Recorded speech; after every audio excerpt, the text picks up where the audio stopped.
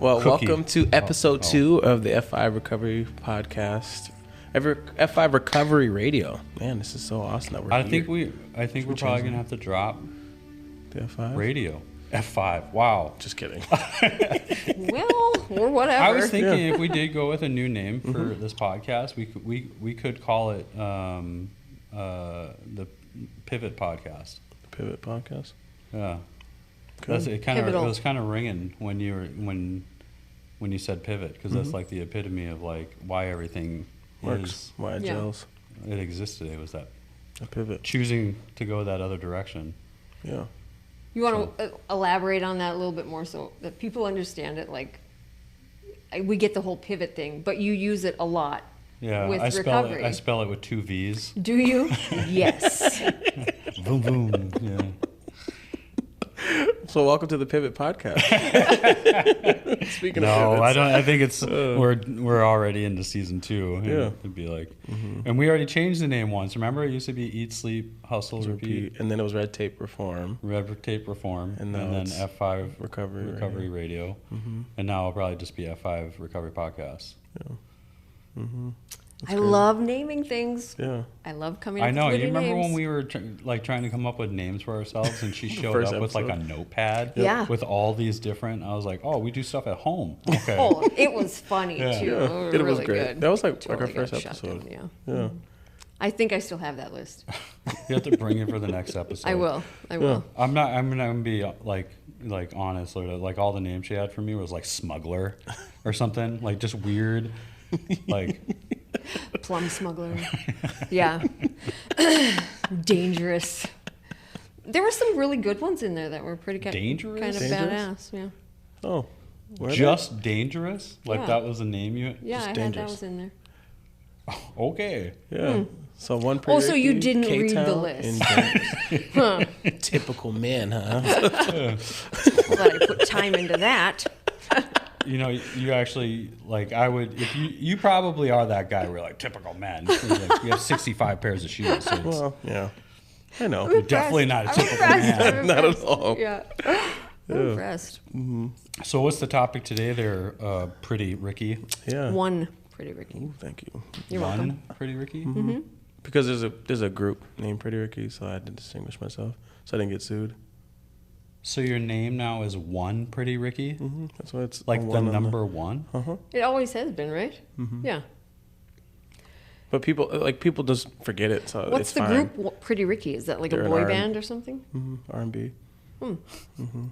Had a great song called On Are the all Hotline. their names Ricky? No, they all Okay. have different names. But basically, like the name came from a show called Martin, like way back in the '90s, and his like. I'm arch- familiar with Martin. Oh, yeah. Do you remember Martin. the episode? His arch nemesis. His name was Ricky Fontaine. Pretty Ricky, what they call him, and it's the like first documented selfie on TV. Oh. He had this like camera that he like took a picture of Like a himself 35 millimeter, crank it. And then, with. It just took Yeah. a picture of himself. Yeah, so but like my cousins like ran with that when I was growing up. Like that was like all of so it. that's where Pretty Ricky came from. Because you took a selfie?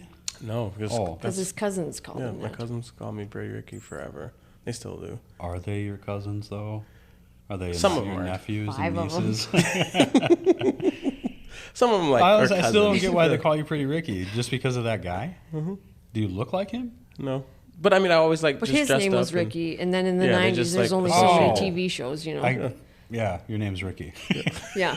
so we just made the association. And they're like, oh, here you Oh, go. man. You know, some days I just don't put things together. It's fine. Yeah. We'll put them together for you. Yeah. Okay. Yeah. Well, today's topic, speaking of putting things together, I always love doing that transition. Today's topic is when to quit. So I wanted to kind of like discuss and help. What we've always done on season 1 of this episode is really try to help people in a variety of aspects of recovery. But today I wanted to like really kind of help the people who aren't themselves in recovery, but maybe have a loved one who's still in active addiction and are really struggling and trying to help that person find recovery. So at what point, does the love stop? At what point do you stop supporting, or what point do you? Oh, we're going to go that route, like family route or loved one. Okay. Yeah. Not when to quit doing meth. No, that should Usually be if you're hopefully questioning it, or if you're, doing meth, If you're that's doing probably meth. when. Yeah. Yeah. When should I quit meth? Now. Yeah. Now's a great time. Yeah. Great time. But the people who are supporting someone who hasn't decided to quit meth, how do you help them be able to know when? I suppose it'd be like a double woozy if they do meth too, and they're like, oh, I want him to quit meth. He's using all my I'm meth. going to quit you, so you quit using meth, but I'm going to quit. I'm going to continue. Stop using my meth. I'm going to continue to use meth. Yeah, I'm gonna stop using meth. So you stop. Apparently, using that's my meth voice. Meth. meth, like meth mouth. Meth mouth. I have that. Oh. Thanks for making fun of me right to my face. Keep the bar low. Quit looking at my teeth. My eyes are up here.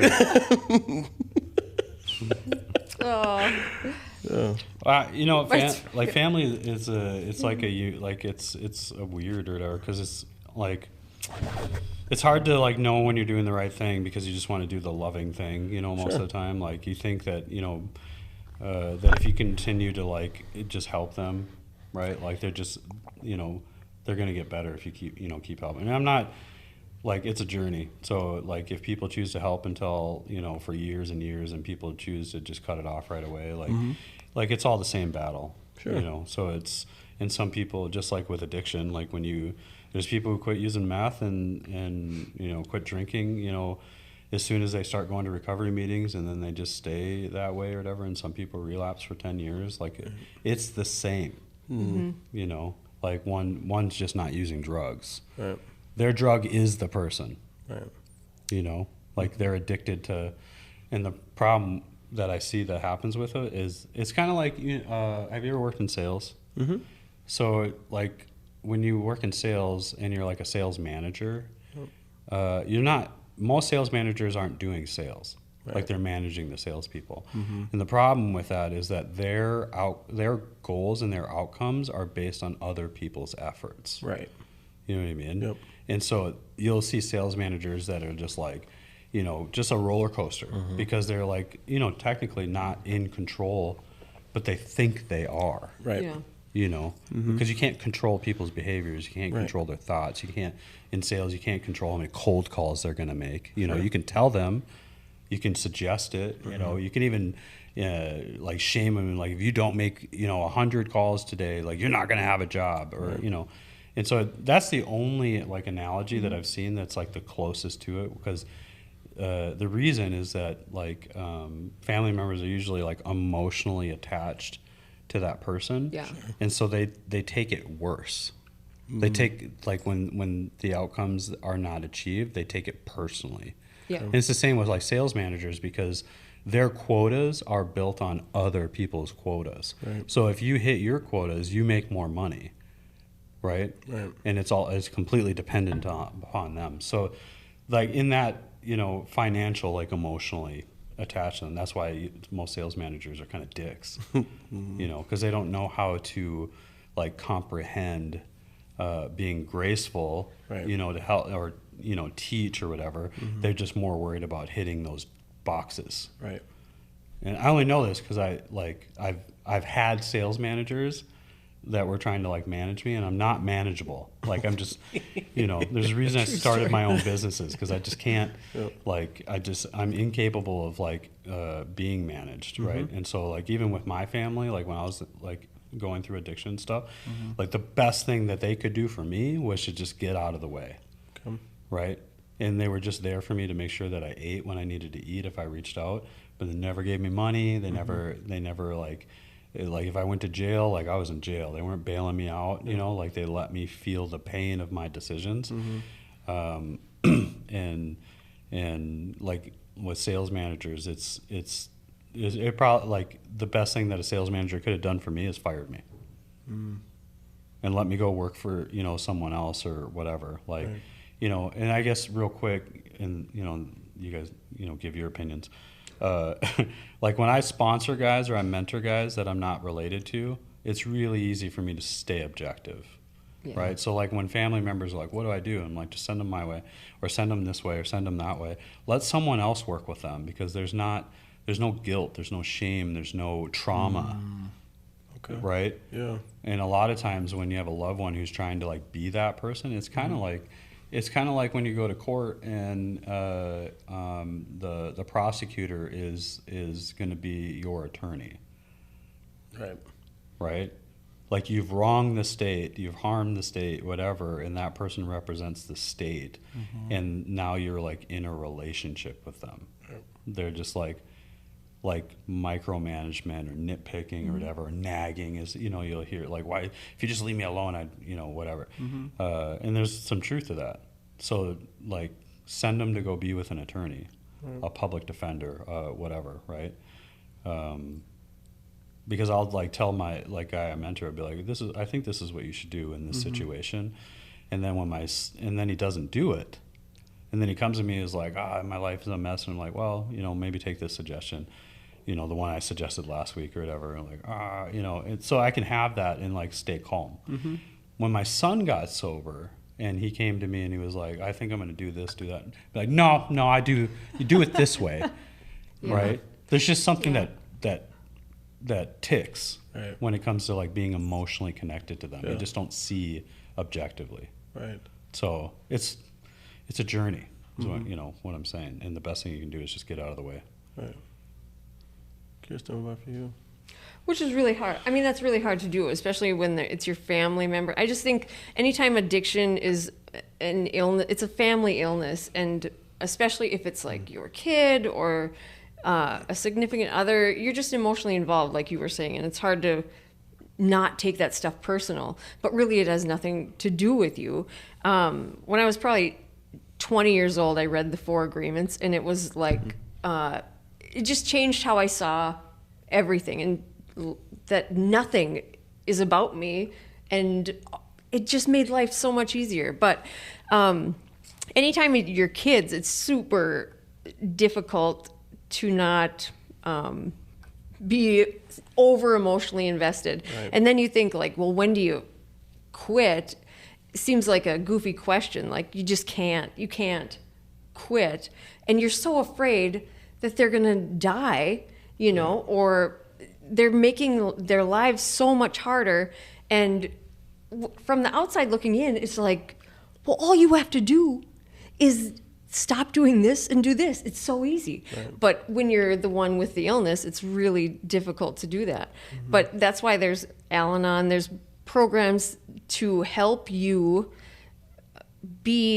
have someone in your life that's addicted without having your life become them, know? And a lot of times I've watched families where the alcoholic or the addict gets better, and then they don't have anybody to worry about anymore. And so they kind of suck them back into this unhealthy cycle without even realizing it. But I think that it's weird like that, right? Like it's the family ends up being, even if they're like no drug doing, no alcohol drinking family, they end up being more damaging to that person after they get sober, because they start being really legalistic to the point where it's just like guys like, this band that I like or whatever is playing over at the bar or whatever, and I'm gonna go check it out or whatever, and then the family is like, that's not a good idea.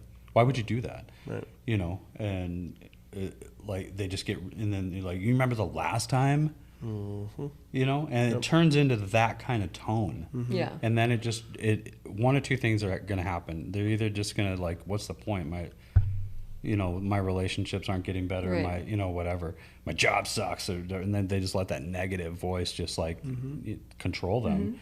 Or they drift apart, and then you have a guy who is 5 years sober and he's living a good life, and he doesn't have anything to do with his mom and dad.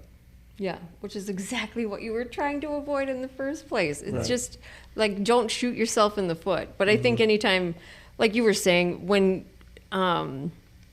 my brother called me to get sober, all I knew to say was that, Bray, this is going to be hard. I love you no matter what, whether this works or not. I have no skin in this game. It doesn't matter. I'm going to love you no matter what, and I can't help you. Yep. I have to give you a phone number of someone else, and luckily for us, it worked out wonderfully. And he's been sober a long time now, and but we had a foster daughter live with us, and she was like using and sober and just kind of going back and forth. And my husband and I just sat down and we're like, how do we handle this? Like, because giving her money is just not going to help. You know, all of the things that they ask for, because they're like, oh, I'm desperate. I need, you know, I won't be able to do this and this and this. And it's so hard to watch them struggle, but it has to be their journey, you know? Right. And so we just said, listen, you can be here anytime. You can always be here. This is a safe place. I would prefer that you're sober, but you know, I don't care really. I just don't want you to endanger the other kids in the house by bringing stuff here or whatever. And I think because we were so upfront about it, it was very, she's always been super respectful. She's great, but it was just like, we want to love you, yes, but I just can't enable the unhealthy stuff. And so we really we didn't take anything that she did personal. It was, if she decided not to be sober, that wasn't on us, you know? And, but we also have a program, and we had people to call and be like, what do we do now or whatever. And we were willing to take those suggestions, but you can absolutely love someone completely and never give up on them without exhausting yourself, you know, without giving all of your energy to this unhealthy situation in which you become so unhealthy that you can't see the forest for the trees anymore. And it becomes, like Adam was saying, it becomes like ultimatums. And if I help you with rent, then you have to do this, and all of those things. And anything positive she did, we just supported it. Like, if you want to start going to church or whatever, then we'll go with you. If you want to go to meetings, we'll go with you. If you want to, you know, all of those things. And then the things that were harmful to her life or to any of my kids, it's just like, we're just not going to put our energy into that, you know? But as long as she didn't do it at home. Yeah. Like, whatever life she was living out there, you always had a place to come back to. Yeah. But you weren't allowed to bring that in. That was the was the one boundary. Yeah. Yep. So it's respected. So how did you learn how to? Because you talked about that like up front, like right away. This is what it is. This is what the boundaries are. How did you learn how to have that conversation with her? And you mentioned your brother. How did you learn how to do that?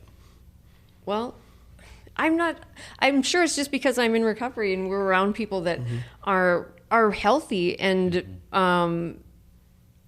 share that message. Like, I don't have to know anything in life. I just have to know somebody that already has done it, you know? Right. And so I called my husband's sponsor's wife is in Al-Anon, and I got a lot of great information from her, you know, and it helped immensely.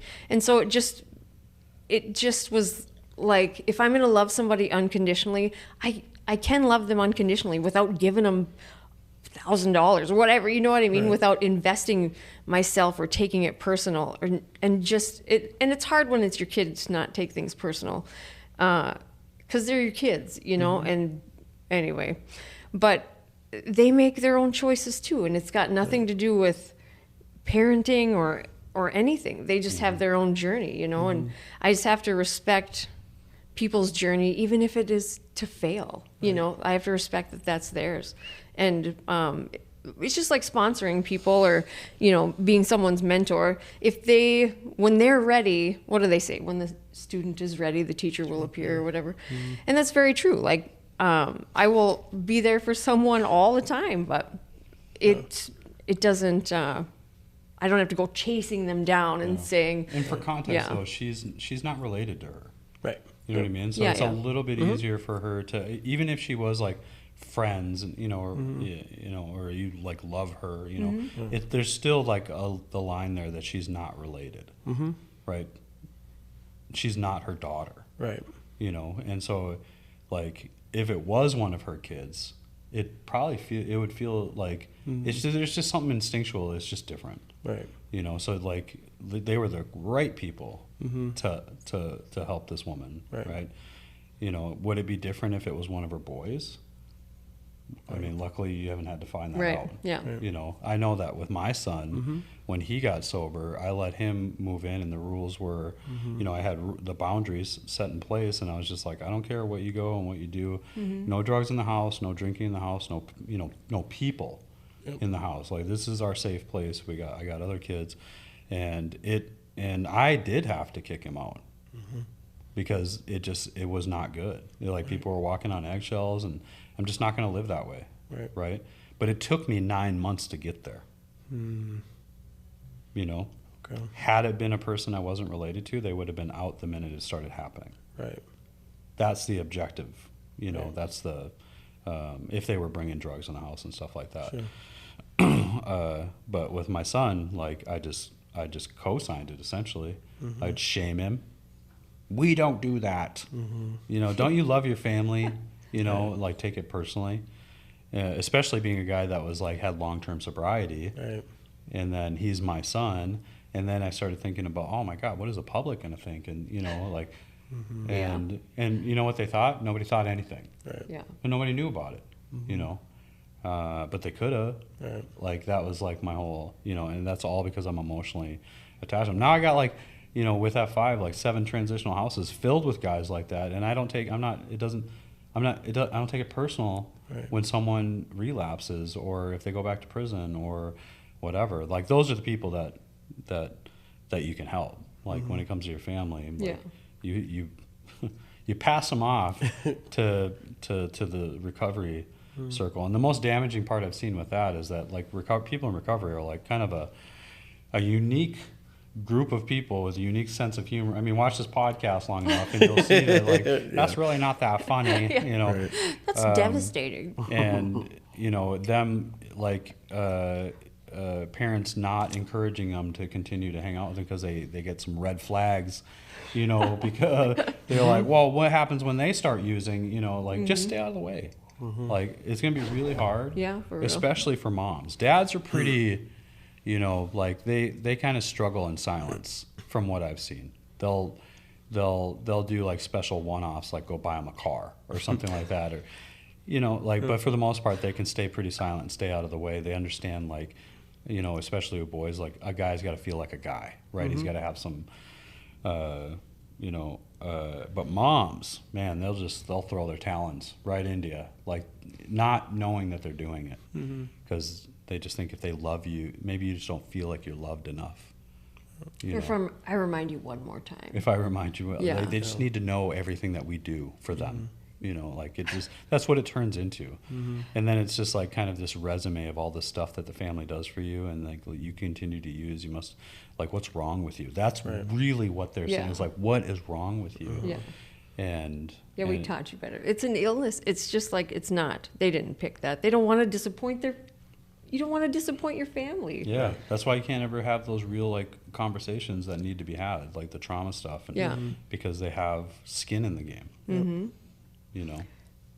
So, what about you? Yeah, I think that's interesting that you mentioned about my mom and my dad, because even now, however many years later, like, my mom still asks and still checks in, still going to meetings, still doing all the things, and so, like, at first, no, it still kind of makes me upset sometimes, because, like, yeah, I still am, but, like, I don't feel like she's asking those questions because she's, like, really wants me to keep going. More just to satisfy, like, okay, Rick, you're still taking your recovery seriously, like, because then she'll remind, like, you know, because you put us through a lot, you spent a lot, we had to do a lot. She doesn't really know what to talk to you about. Yeah, which, I mean, she could tell me about the family, like, it always will start off like, this is what your uncle's doing, this is what your sister's doing, this is all these things.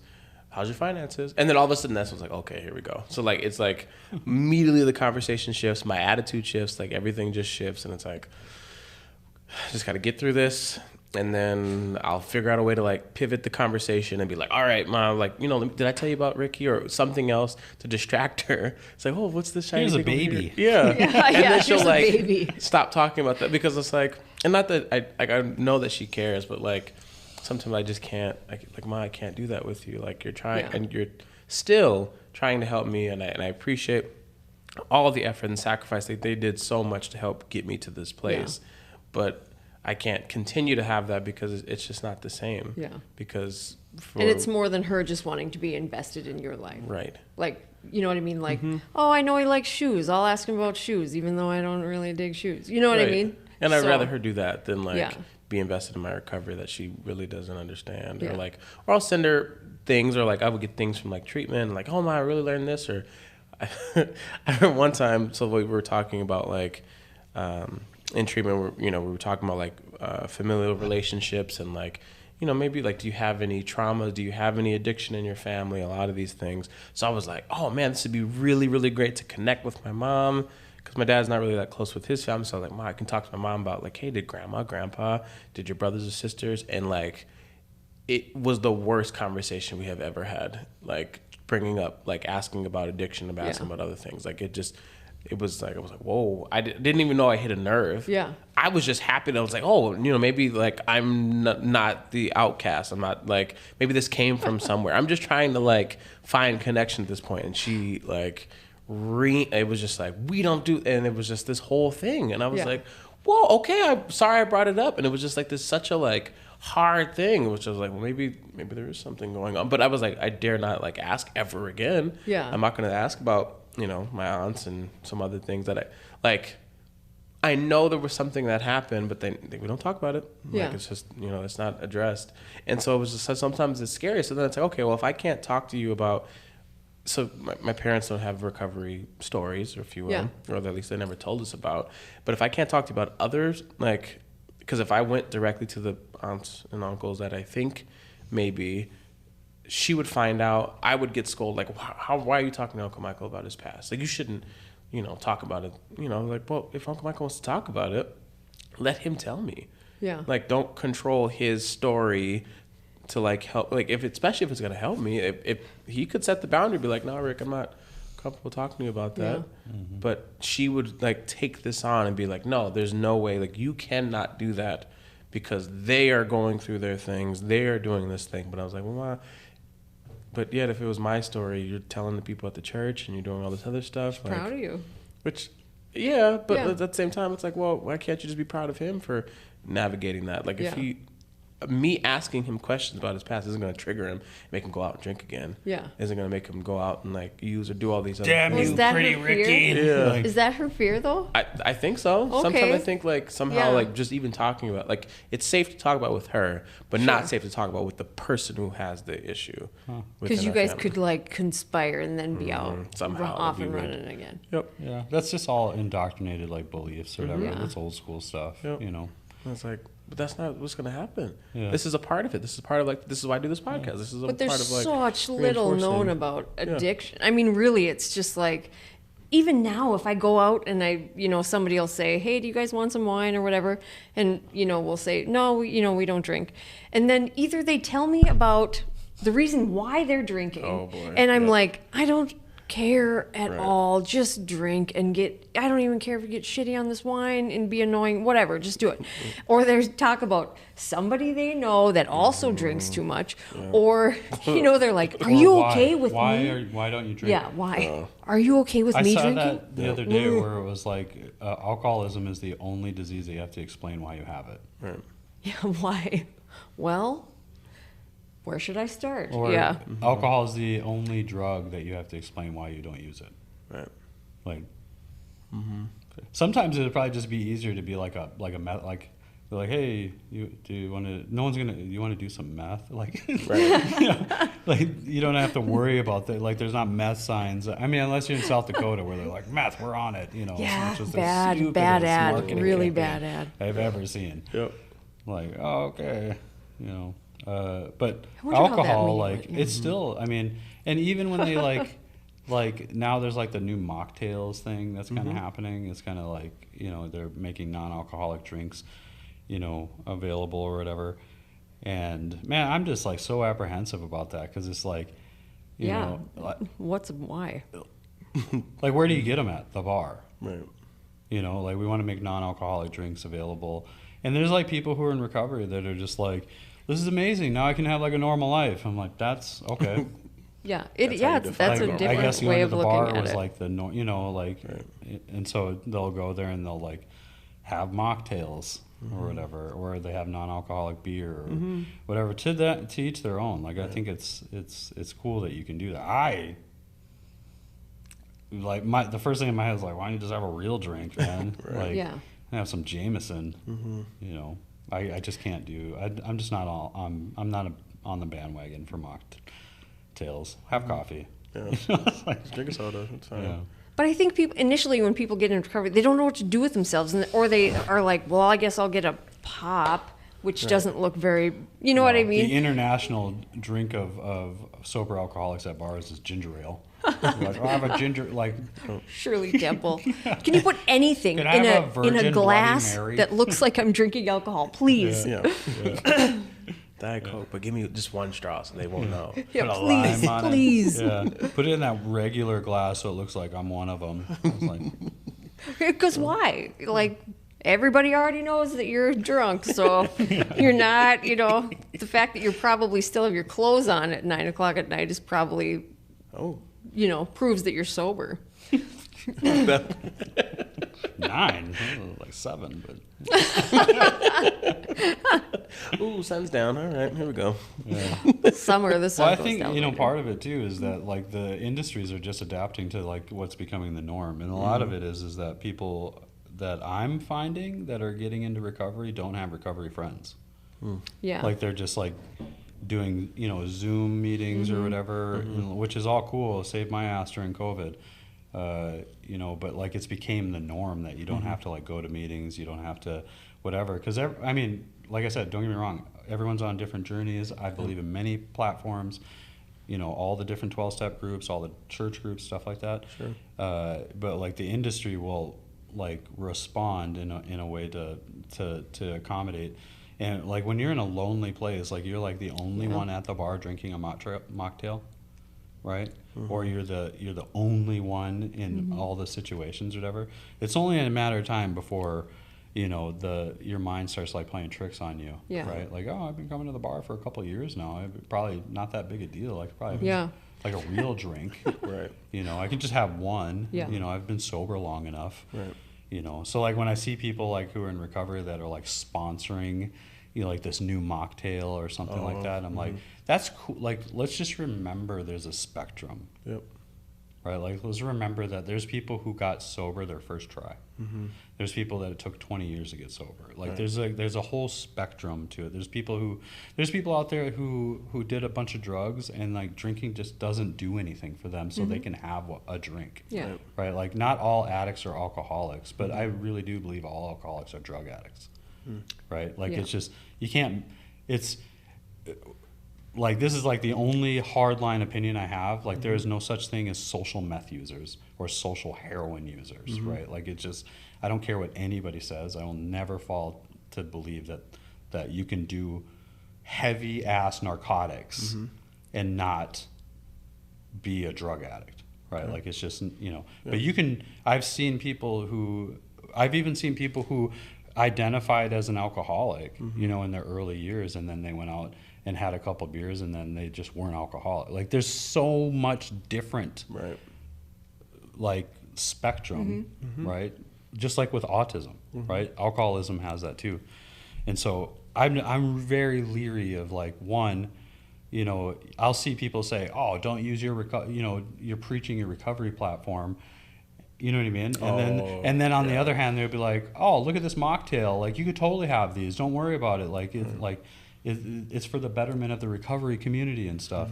And it's like, well, you're just doing the same thing that you're telling me that I'm doing. Right. You know what I mean? And so, and I've seen people who have gone out and drank NA beer or mocktails, and I've seen more people go back to drinking during that. So just like, if that's your thing, do your thing. But you don't have to like, you don't have to make it like public and like tell people like this is like recovery. Just like I'm not going to go and say that this 12-step group is the only way to recovery. Right. Yeah. And why? It's just because you're still uncomfortable. You're still uncomfortable in your own skin that you need a mocktail or, you know what I mean? Really, because there's no other reason to need that.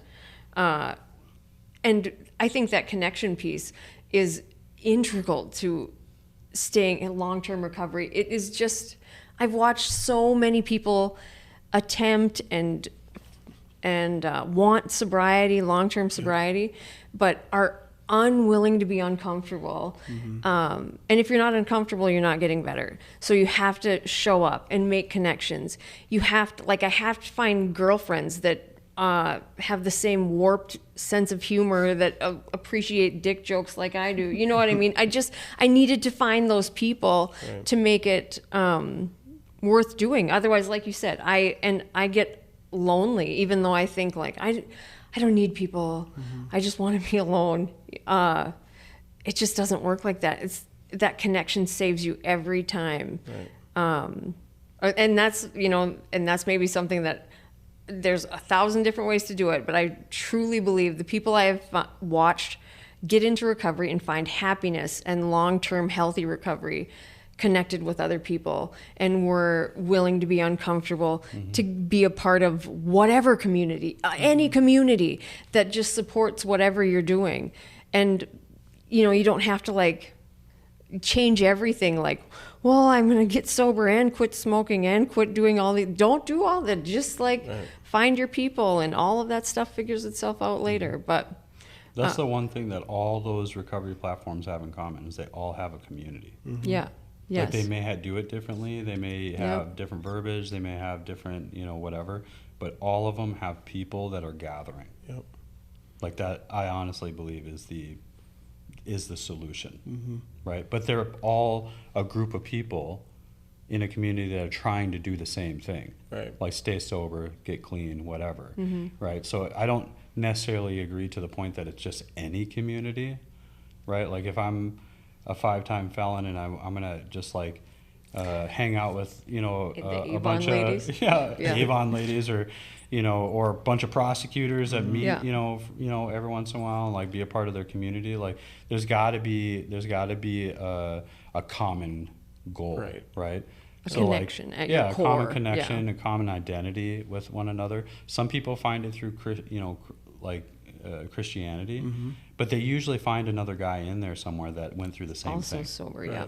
So it's traveling this journey with people I identify with. I think that is the community, because I saw that video about the rat park thing or whatever. It was just oh, these rats are doing heroin-laced water. I was like, man, you guys are mean to these rats.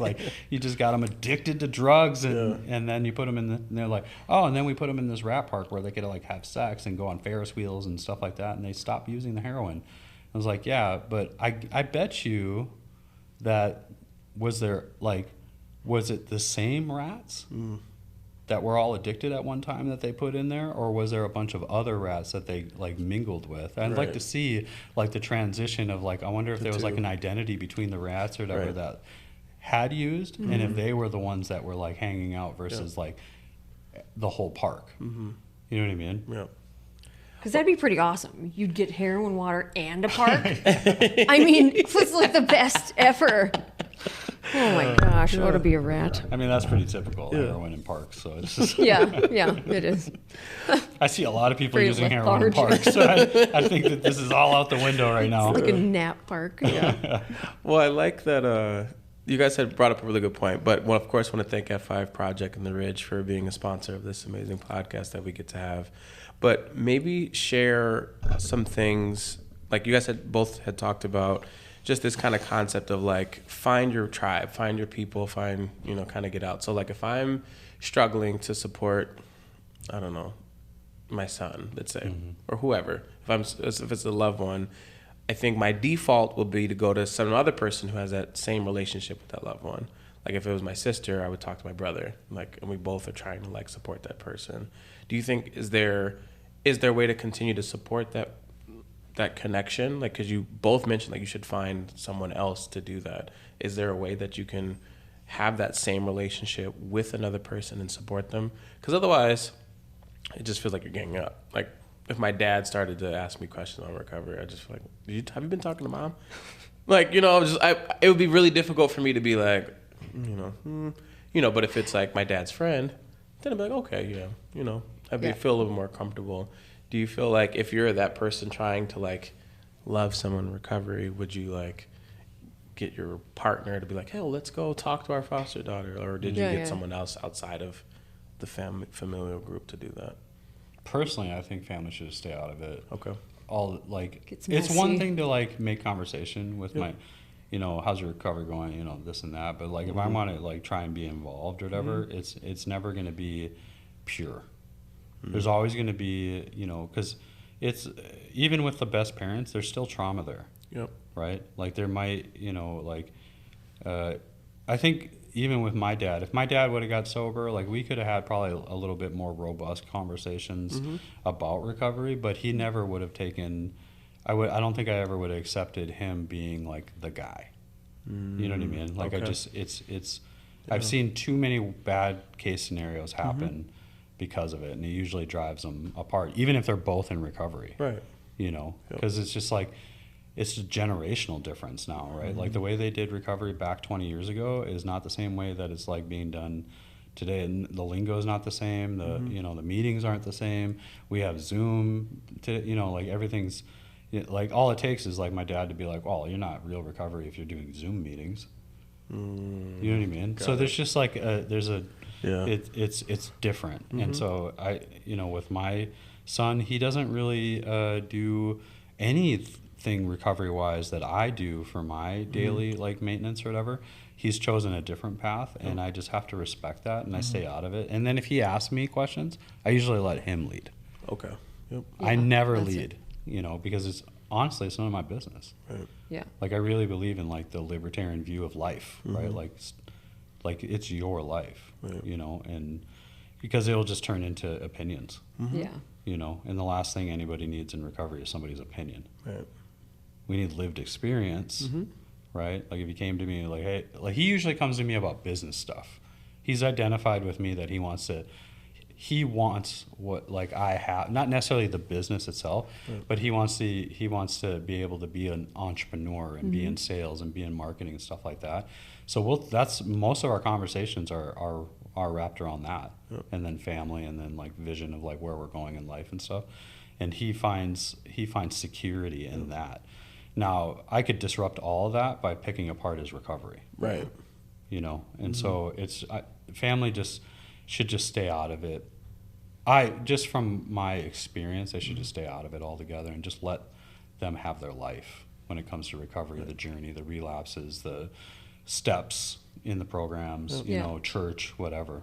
And love them no matter what. Yeah. What if they never get it? You know what I mean? You will be so regretful that you had like this all or nothing relationship. You Where it was spent your like, entire life just shaming and guilting them and feeling like crap. It's so awful. Yeah. But there's in family, you just have a goofy reaction. Even when you're talking about your mom or parents, you have a visceral reaction with your parents or immediate family that you just wouldn't have with somebody else, where I take it so personal, or it's like, well, I know what you mean behind what you're actually saying. And you just feel judged. Like there's just all this, because I've screwed up so much, and I always said, I'm going to change. And I really believed that at the time. It's just that without that other part, without living a life in recovery, I can't change. And then I disappoint them again. And, all of those things. I think that Al-Anon's amazing. I think, I agree with Adam, like you can love your loved one unconditionally and absolutely allow them their own path. And even with like my brother, when he got sober, I never asked about his, like, are you calling your sponsor? Are you going to meetings? I just never asked. If he wanted to bring it up and mention it, awesome. But I didn't even ask when he did that. He would just tell me information or want to know something. And I just knew it had to be personal to him. And I really wanted him to know that no matter how this ended, I was going to be his biggest fan, because I still think he's pretty much amazing and he's really funny. But He is a cool guy. and I was so glad when he got sober. But it's his personal journey. It's like Adam was saying, it's none of my business. Right. But even to this day, there's relationships like I know that with my mom had a really open and relationship with her mom, and she wants that with us. And it's just, maybe it's this illness that I have or whatever. It's just different than that. And because I don't want her to worry, because I'm doing great. And I know that if I bring up a concern that she might worry, and that the idea of making her day harder is just like agonizing to me. So I don't want that to happen. And but she'd breathe for me if she could, you know what I mean? But it's one of those things where there's just some things you allow people their own journey, and even if that's to fall flat on your face, that's their journey, and to just be there anyway. But I am a firm believer in Al-Anon. I'm a firm believer in and those ladies and guys. They're badass. I mean, that's like, they are the ones that kept it all together. And then we get sober and we're like, I went to work for 5 days in a row. And we're like, oh God, that's so great. And they're sitting here like, I just supported you for the last 20 years, you idiot, Like no cred. I know, nothing. But we're like, 5 days of work. Oh my God. I did that at work one time. I was working over at High Point, and Justin's sales guy, or he was the VP. And my cubicle just happened to be like right next to his office. So I was just like constantly that annoying sales guy be like, hey, look at me. This is what I did. I made 5 phone calls today. Like, I look back at him like, God, I don't know how they put up with my crap all the time. And so anyways, I got my license back, right? I'm like 31, right? It's actually the first time I really ever probably legally was going to drive, right?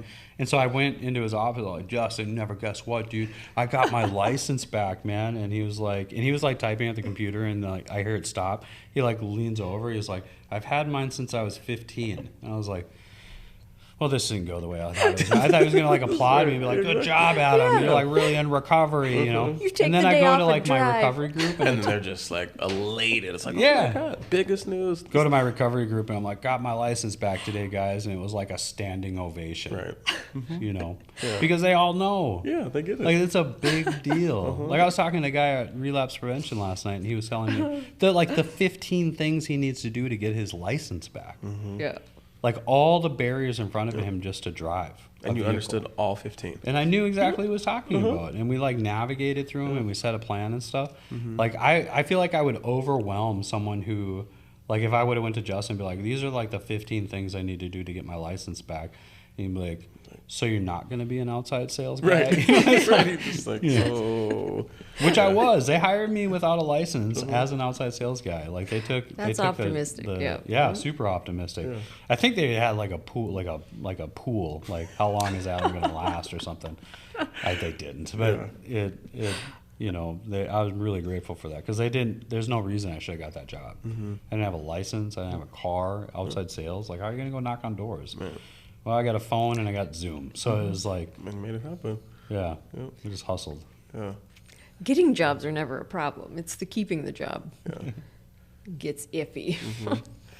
Well, I want to like definitely shout out my sister. So I think as you guys were talking about just like finding that lane, like I really appreciate that. Like when it was a tough conversation to like tell her that I'm like, hey, your brother's addicted, because like we're just super tough. Like that's my best friend. Yeah. But like I appreciate it even now, like in all of her things. Like I think she just is so balanced always, or she's always just been really balanced. I've always been the troublemaker, and she'd watch me like, okay, I'm not going to do that. Like she just like use me as the battering ram to like get in the door, and then she would just like kind of just stroll on in, right? And so like I appreciate that like she never like really like talks to me kind of about my recovery. She's like, you just seem off. Yeah. And I know what she's talking about. But she never like directly says like, have you been to a meeting? Or you talking response? She's like, you just seem off today. You okay? Yeah. And I know what she means. I was like, you're right. And then I would just tell her like, I was like, yeah, I've been struggling, or I haven't been going to meetings, or whatever it is. Yeah. But I appreciate like she just helps me in like all the other areas. Because like recovery is obviously a big part of my life, but like I'm still a husband, I'm still a father, I still am an employee, like all these other different things. So she helps me in all the other aspects, and she just doesn't touch this one. And I respect her so much more for that, because like I don't really want her to help me with that. I mean, she probably could, but like I just like, no, I just would rather like I want to talk to the people who I know identify a little closer with that, but help me figure out like how to do marketing. Like I want you to help me figure out my social media, like help me with these other things that I really want that help for. And she just knows that. Like we've never like, I never said that. I never said, Lisa, don't talk about my recovery. Like that's too sensitive. I don't want to do that with you. Kind of just happened. And so like, I think for those who are supporting and trying to love a loved one and trying to figure it out, just find that thing. Maybe if you keep trying to push the recovery thing and it's not working, maybe find something else that you can be a little bit more. Or just ask, like, do you want me to not ask about this? Yeah. And so be transparent. Right. And it would help a lot more to just still keep, because I still want, I mean, you know, if you're loving someone, you still want to keep that relationship. Yeah, for sure. You know, but if you keep going down, you know, trying to do, like she just kept doing the recovery, I would, you know, we would very easily would have just not talked to her. I mean, because she didn't live here, so it would be very easy to just cut her off. Yeah. But it's like, well, this way we can stay connected. So, you know, if people are out there trying to like, well, I'm just really trying to love my husband or my whoever that relationship is just fun. Maybe if it isn't working, you know, maybe try something different. And so that way you can still stay in her life, because that level of support still kept me in recovery. Because she was helping me all these other areas, I felt good, and I was like, okay. And I wanted to go to meetings because I was happy, because I felt like, you know, I do need to apologize for that. Like she was helping me make amendments without even realizing she was helping me make amendments. And it was like, it was crazy. And then I would go to my meetings and I would talk about like, my sister helped me do this and that. And, you know, it was just really, really cool. Yeah. Yeah. It's like having, like the reverse of that is like having that friend that has an opinion on everything. Yeah. You know, like, oh, like that's how you do heart surgery? You know, like I wasn't even asking about that, but you apparently have an opinion on it and stayed at Holiday Inn Express last night. You know, like it just, I don't have a lot of people around me that are like, because it's just like, come on, dude. Like I understand like you're trying to be helpful, but like you have no idea what you're talking about. What are you? Like, or are you just trying to be like, right? Yeah. Yeah. You want to be right or you want to be happy? Both. Yeah. But even in a marriage, like I'm married to a man in recovery, and if we're in a disagreement and he says you should call your sponsor, oh hell no, I hit the roof. Then I'm like, oh my gosh, it's just like, I don't know why. He's right. Every community has that thing too. Because they'll like, even when I was like, because I went to Teen Challenge or whatever, and I was there for like 14 months, and instead you're not allowed to cuss there, right? So in normal places where you like tell someone to F off or whatever, like if you're having an argument with them, they'd be like, I'm gonna pray for you. Like, I will clock you. How dare you? Because they're not like, it's not like, you know, like when you post on Facebook, like, hey, everybody, like, my mom's going through some stuff. I could really use your prayers, or like, I'll pray for you, or like, you leave a comment, I'll pray for you. Like, do you really? But, you know, but like, I'd be sitting there arguing with this guy about some theology stuff, and he'd be like, oh, I don't believe that tongues exist, or whatever the opinion is, and he'll just be like, oh, you know what? I'm gonna pray for you. Like, I will listen. Take those prayers and yeah, good for you. Must be nice. It's like the white guy F you. You condescending, yeah. Ay. That's awful. Must be nice. Yeah, must be nice. That's gonna be our slogan for when we're gonna end the episode. Must be nice. Must be Tell nice. well. All these cameras. Yep. All the success. Yep. Oh, you've been clean for 5 years. Must be nice. Yeah. These goddamn mahogany books. Smell like Had leather. the same job, never been to jail. What? Must be nice. One of them had. I know someone here has. They we just broke the fourth wall again. At least you call it the fourth wall this time. I don't get what that is. What's a fourth wall? Sorry. Hey, so I watched this video the other day where it's like, instead of saying sorry, this woman, like if she's late for a meeting, instead of saying sorry, she's like, thank you for your patience. And like that's her thing now. She's like, I'm gonna make it about them and not me. Like come in there and start the meeting with like saying sorry. Thank you for your patience. So she's like, hey, it totally changed everything. I was like, oh, that's cool. And so like, Kirsten says I'm sorry a lot. So like every time she's like, what's a fourth wall? And then we look at her. Thank you for your patience. Thank Thank you for kindly explaining these things to me. Yeah. So in like the the movie world, or like on stage or whatever, like we're like in this episode, we're like we're essentially like making an episode Right. for people, right? So like these like They're the watching Tellwell guys here don't exist in that world, right? They're, Okay. they're production. Right. So when we break the fourth wall and we're like, hey, look at that guy over there, or like when I the see. best when comics do those when they're participating with the audience, Right. that's the fourth wall. Okay. Yeah, it's the you're watching invisible me wall perform. of this world. And then now you're bringing this other world into it, breaking that fourth wall. Very deep. Have you ever seen Deadpool? I have. Yeah, so like when he talks to the audience, that's Yeah. breaking the fourth Oh, wall. okay, all right. Or like The Office, He's very they funny. do that with the interviews, like talking to people, or like Yeah. they bring the cameraman in. Like that's fourth It's something wall as simple as like looking too. at these Oh, four guys. well, this is gonna. Now the world's gonna be like, there's four other guys in there. There's actually 8. Yeah. Well, thank you again to the F5 Project and the Ridge for allowing us to have this podcast. This has been really good. Episode 2 of the Pivot Podcast, that we're calling it. I don't know. Pivot. Yeah, the Pivot, the two Yeah. V's. Boom, boom. Yeah. You guys have anything you want to close with before we Cha-ching. get out of here? No, I just well, this again week. like I'm really super grateful that F5 is in a position to be able to do this. I'm glad that Tellwell is like across the street, so this is like makes it awesome. Right. And then the Ridge Treatment Center has moved and is now at 121 North University Fargo. So they're on the second floor there. So they got a whole new spot. The old Ridge building is now the F5 housing hub. Oh, that's And what then we're we doing have now. our Okay. office, Yeah. over here. So technically, in this area between Midwest Mental Health and the Ridge and F5, we have 4 offices Wow. in the Fargo Moorhead area. So it's Recovery it's- corner. That's cool. Yeah, like that'd be cool if we turned North Fargo into like the recovery hub, Yeah. like right in the depths of alcoholism city. Yeah, North Fargo. That's it. We Yeah. heard Yeah. the stats from Pab Sagnus. So, yeah. All these drunks in North Dakota. Yeah. Where places not to go: North Fargo, Mandan, and Dilworth. Yeah. Is that it?